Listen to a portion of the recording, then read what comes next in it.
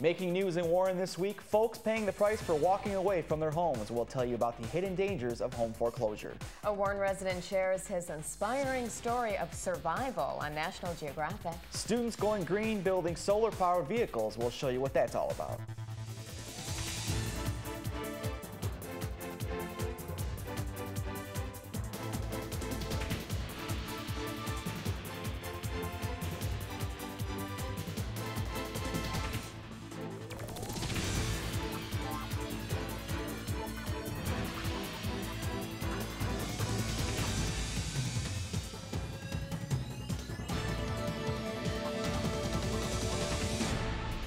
Are you considering home foreclosure? Before you walk away, you need to consider the hidden dangers that may come back to haunt you years from now.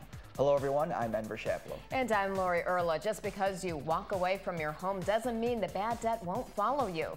It's a harsh reality that many people are learning the hard way. More in this week's top story.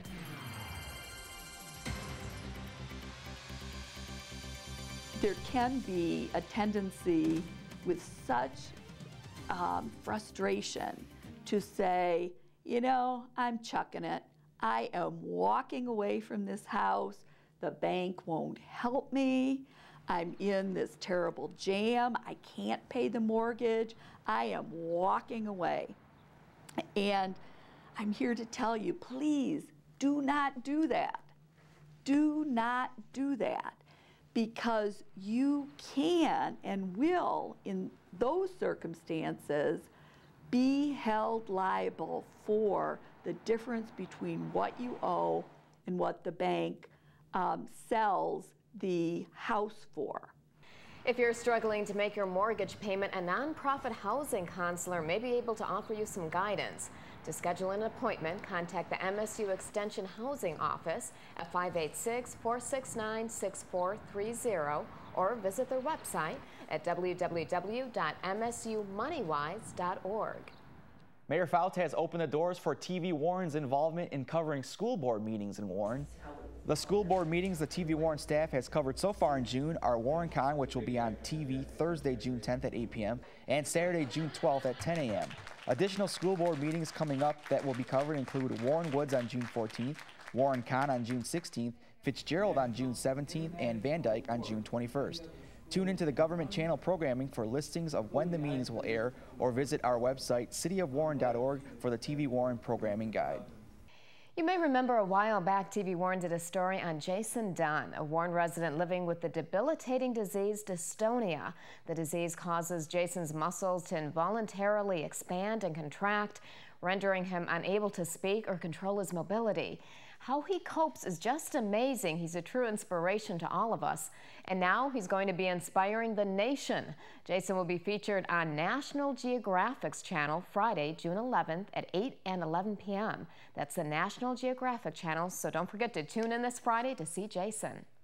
The 37th District Court and Warren Police are now cracking down on delinquent teens that blow off tickets issued in Warren schools.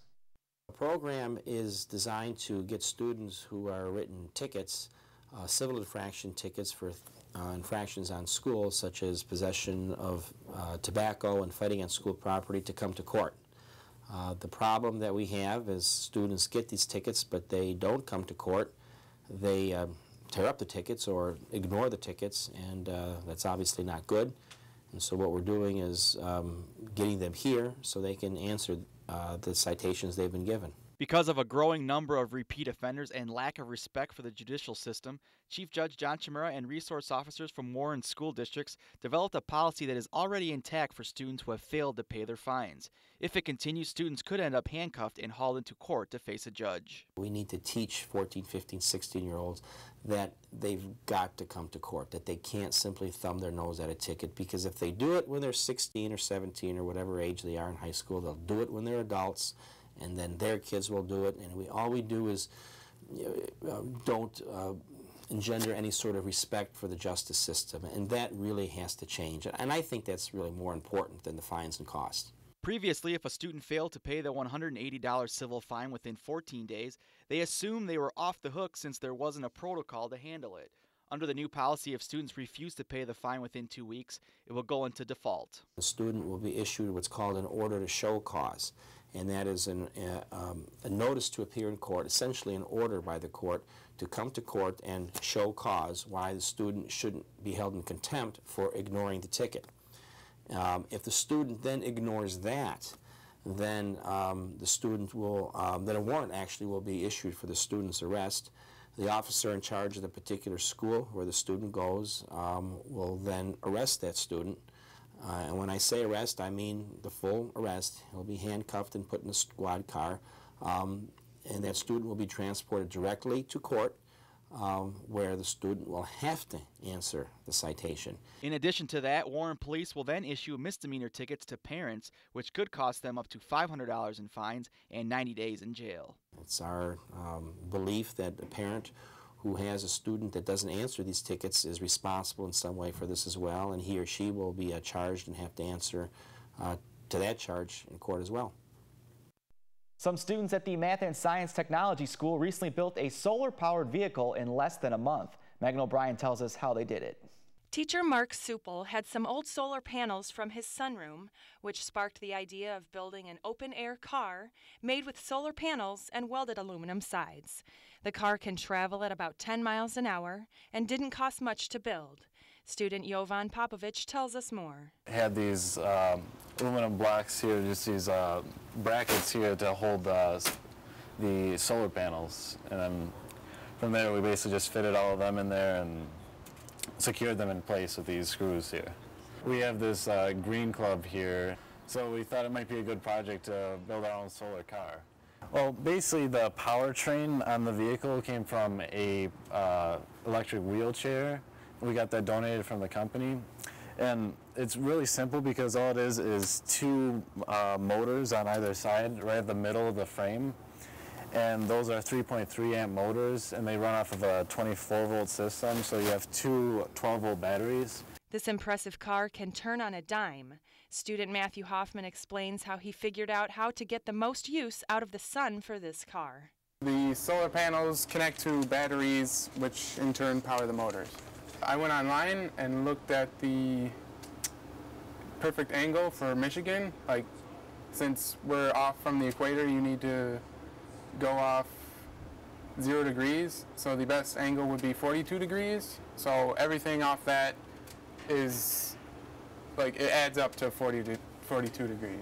The car was built in teacher Mark Supel's interdisciplinary science class. Jovan, Matthew, and student Dan Chan spearheaded this project, completing it in 1 month. Yeah, we did go to a MITES competition. It was a generic competition for industrial arts and so forth. Yeah, second place, yeah.